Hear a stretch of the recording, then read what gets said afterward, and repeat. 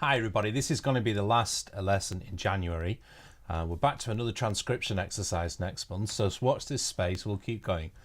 As you can see, I've got a few pieces of PDFs, I was going to say pieces of paper, but of course they're virtual, about sight reading. Now, one of the things that I used to think when I was learning the instrument was that you can't practice sight reading.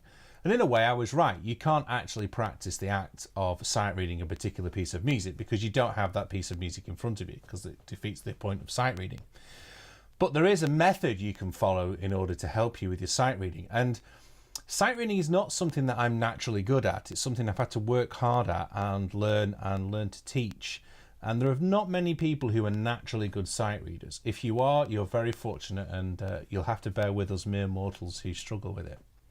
So in the lesson above, you'll notice there are a couple of worksheets to download. The first one being this PDF about sight reading. Now, there's some handwritten notes on it because I've just tried working with a whiteboard app and it kept crashing on me. So you've got the particular handwritten things there, so please excuse a bit of old technology.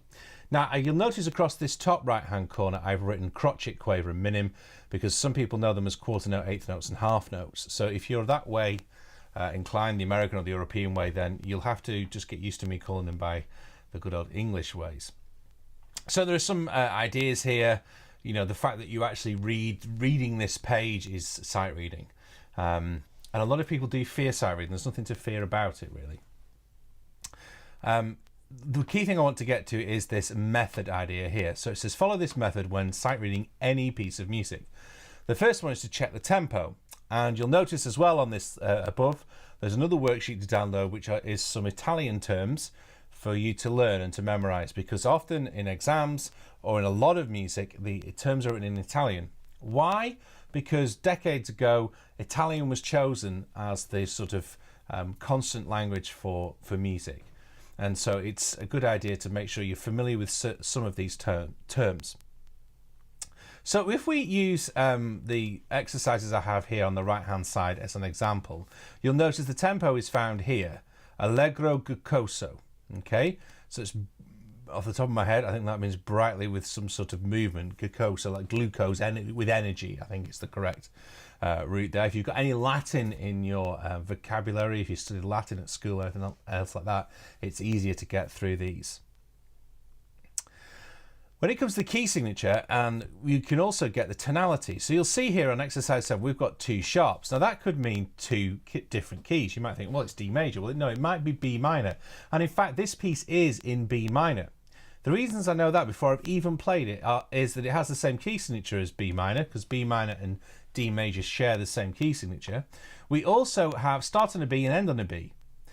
That's not a foolproof method. There are sometimes exceptions, but what really leads me to understand that this is in B minor is the number of accidentals, and particularly here I've got A sharp. Now A is the sharpened seventh of the B scale, okay, or the B in the B major scale it is the seventh, but in the B minor scales the A sharp and the G sharp.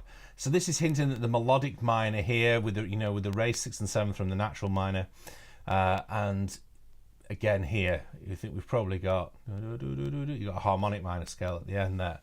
Okay, so there's different things going on. The time signature is next on the list at number 3. Now you'll see here we've got this C sign, and that means common time. Common time for us is 4/4. So you'll see a lot of music has this little C, and it's just 4 beats in a bar, because that's the most popular time signature that we deal with today. Now here comes the really important bit. This is the bit you really need to focus on. So if you've kind of been half listening to me as I go along, make sure you switch on now. You're looking for the rhythm, and we've got 4 common word rhythms here. We've got 2 quavers onto a crotchet, which is Huddersfield, okay? Then we've got 4 quavers one after the other, Piccadilly, okay? Then we've got 4 quavers followed by 2 crotchets, Manchester United, okay? And then we've got the last one, which is 1, 2, and 3, okay? I'll run those again, and I'll put a metronome on just here.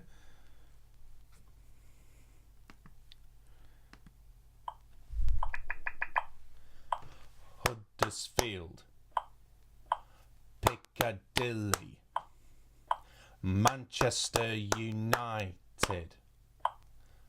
1, 2, and 3. Okay, hope you're happy with those. I noticed that I have missed out the bit about 6/8. I will come back to that when we look at number 9 shortly. So if we're looking at number 7, you'll notice that here we've got this rhythm here is dotted, but they're dotted quavers because on here I've written dotted crotchets. So you've got da da da. It's the same thing, 1 2, and but much in double the speed. So this is 1 2 3 4, bum ba ba bum ba ba bum ba ba bum. Okay, so there's a long and a short one, da da da da. Okay, so next thing, semiquavers. There are no semiquavers in this in terms of successive, but these are all semiquavers. But the great thing is you'll start to spot that the rhythms are the same. So you can see here in this first bar we've got crotchet, dotted crotchet onto a quaver, to a semiquaver onto a crotchet. So bum bum bum bum bum bum bum bum are those 2 bars there. Okay, this rhythm here is what is going to cause most people problems. That's what most people are going to mess up on. So this is how you learn to sight read. You start to spot where the common rhythms are, where the tricky rhythms are. So see, this is here, here, effectively here, here, here, here, here, here, here, here, here, and here. It's there a lot. So if you get it right, you should get it right all the rest of the time. Okay? So I've said there, so now play through the piece using just the tonic note as the pitch, focusing your full attention on the rhythm. So I'm going to set the metronome up. Allegro giocoso, so I'm going to grab my neck strap.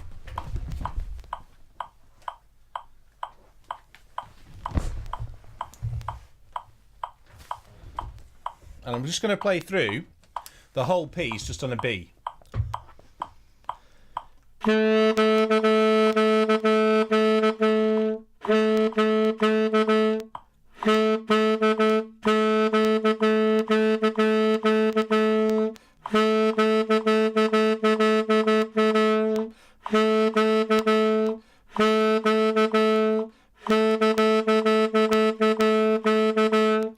Now, there are other things such as dynamics and plenty of other things we can look at.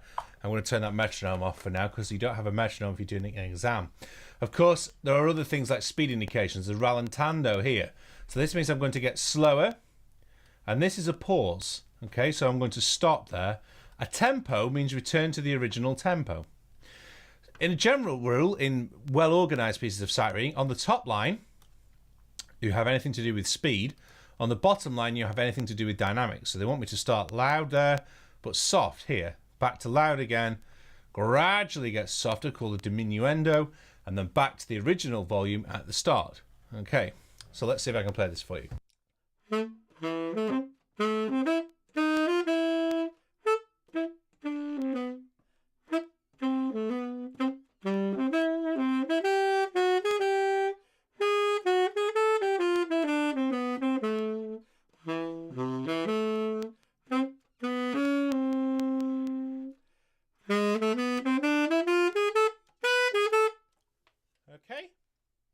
So that's how you get through the basics. Now, I haven't spoken about 6/8, but I'm aware this video is nearly creeping up to the 10-minute mark.